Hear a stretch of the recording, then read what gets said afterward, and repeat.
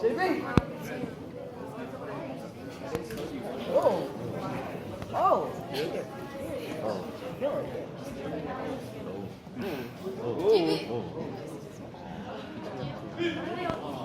50. How did they get ice cream? The FBI. You're welcome. Okay, I'll start. My name is Vika G, and I'm one of the leaders for art this year. And I just want to say I'm really blessed to be up here with the art interest group. We went through a lot of material in the past few days, and we'll do our best to describe it as like elaborate as we learn during class. So I'll be explaining some of the cultural projects that we implemented in the art curriculum. I think it's just perfect for the theme this year because as we're trying to search and dig deeper, it really connects with the cultural activity that we went through the other night with Pastor Fells and Pastor Dan's sermon. So our first project was about Ali Bata. It's okay, the slideshow isn't really in order, but for Ali Bata, or My Bayan, that is the pre-colonial transcript of the Philippines. It's before the Spanish. It's the writing that the Filipinos used before the Spanish colonized the Philippines. And I think it's just a beautiful thing to learn because it just says that our ancestors were artistic. You know, it was passed down to us like from all these generations, and it's just really nice that we were able to recover this language even through all of the new languages that were I think like whatever like arose and was able to integrate into the Tagalog language or Ilocano, and it's just beautiful that we were able to teach the art class this year that, you know, these are our ancestors. Also, we had fun. The first few pictures were about halo halo. It was cool because I'm just glad that as we are immigrating from the Philippines that we're able to bring food and our love for food here into America. And like halo halo is one of the biggest things. Like we love it, and it's like perfect. Also, other things we couldn't really bring a frying pan for lumpia, but like it was fun. Like I'm glad that we were able to bring culinary arts to CI this year. Okay. Okay. So for the Ali Bata, another thing to mention that each character symbolized something. Like that's why it looks like a drawing. Okay. I only remember one in particular. It's the ba, and it looks like an upside down heart representing a woman. And it's just really beautiful that each character represents something. And that goes into our main project, which Calvin will be speaking about later. But right now, Anne will be describing the fun exercises that we were doing in art as well. Okay, so every day before we start getting to our main project, we do a little warm up. So one of them, they had to do a less dominant drawing with charcoal. So if they were right hand, they had to draw with their left hand. If they're left hand, they draw with their right hand. And majority of them were like, oh, I can't do this. I'm not that artistic. But in the end, all their pieces came out fantastic. They all started shading it. They were all just phenomenal, great artists. And they have great potential. Like, you guys are awesome. From an art major, you guys are beyond. That's left hand? Beyond some college That's students. cool. So good job. So one of our other exercises is what Janelle will explain. So one of our other art warm-ups involved coffee, and what we did as leaders, we splattered coffee onto a page of their sketchbooks, and they had the freedom to create whatever drawings they saw from the coffee. So here's an example.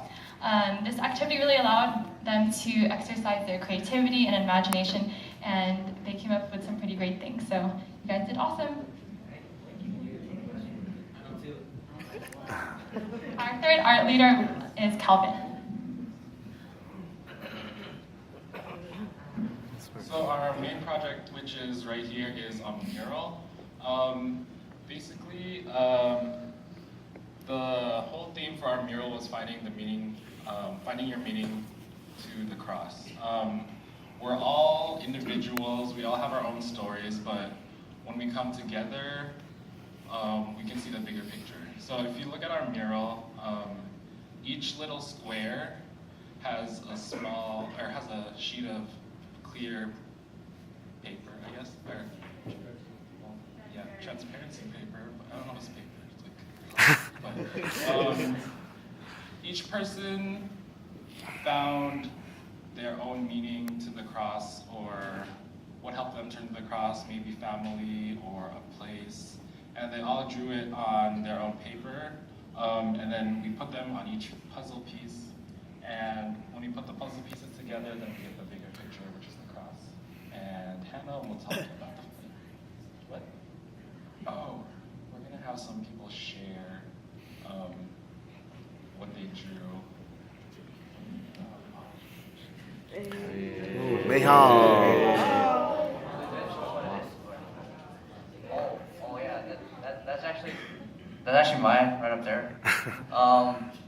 The thing that brought me close to God was I was just thankful for all the beauty He's given us, like men and women and their smiles, love, food, family. But like the thing that got me the most was the stars. Like I live by the beach, and at night I sometimes stargaze, and it looks amazing. So like that's why there's like the star there. But like I kind of messed up, so it was a black star. It's okay. The umbrella, because I love the rain. Like when it rains, it's just like rain. And Like I what think again? I just put the tie there because there's empty space. So yeah.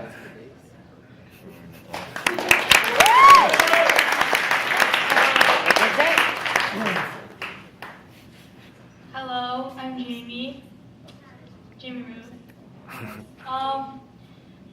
What led me to the cross? I drew out. I don't know where it is. It's in a corner, but I wrote down family because whenever I'm very thankful about my family or when I need a prayer, we turn to God. And also I drew my spy family because because without them I wouldn't be here. Like they encourage me to come to CI, they encourage me to go to youth group, and they just warm my heart. I love you guys. I love you too.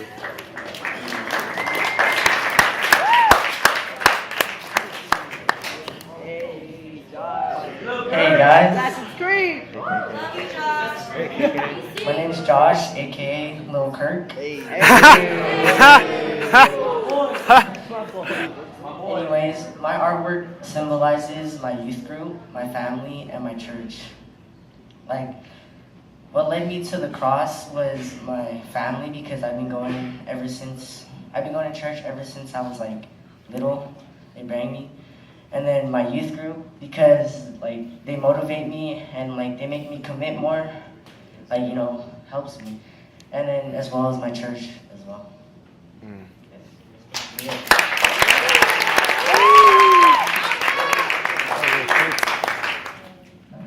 Hi, I'm Joy and Gab.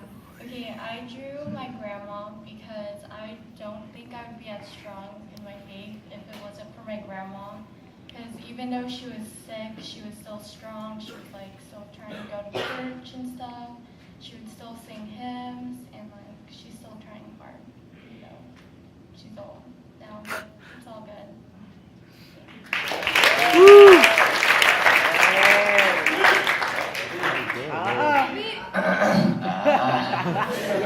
Hi, my name is Gerald, but then you can call me GB. GB! Oh, that's my artwork there. It has a heart with wings on the back. It looks like it's fire, but whatever. And it has two faces, and then each has a meaning. The two faces are my family and friends. They're the one that led me to church and the cross, because without them, without them, it's not gonna be me. I'm not gonna be the same one. they always talk about church, like, why not? I'll just go with you guys. And thank you for them. And then the heart means like how much they love me and how much I love them. And then the wings represent they left off some stress and pain away from me.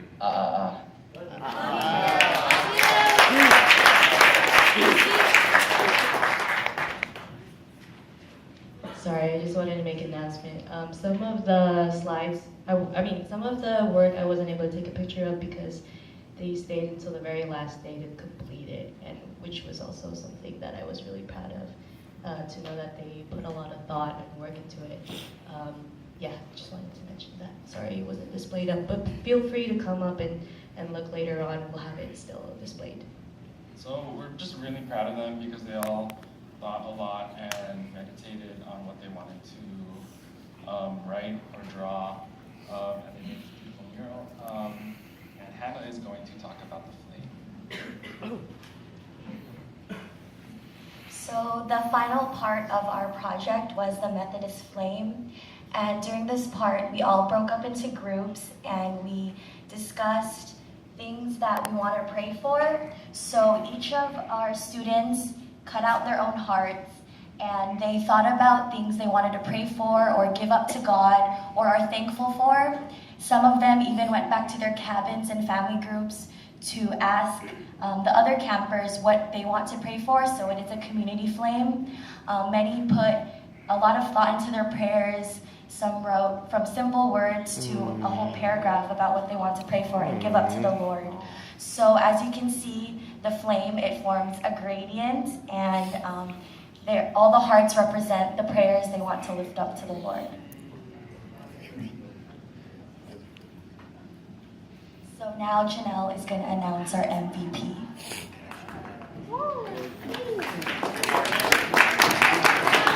So our MVP for this year is someone who had a lot of artistic ability in addition to enthusiasm, not just with our art projects, but our icebreakers as well. And our art MVP award goes to Gerald Maningding.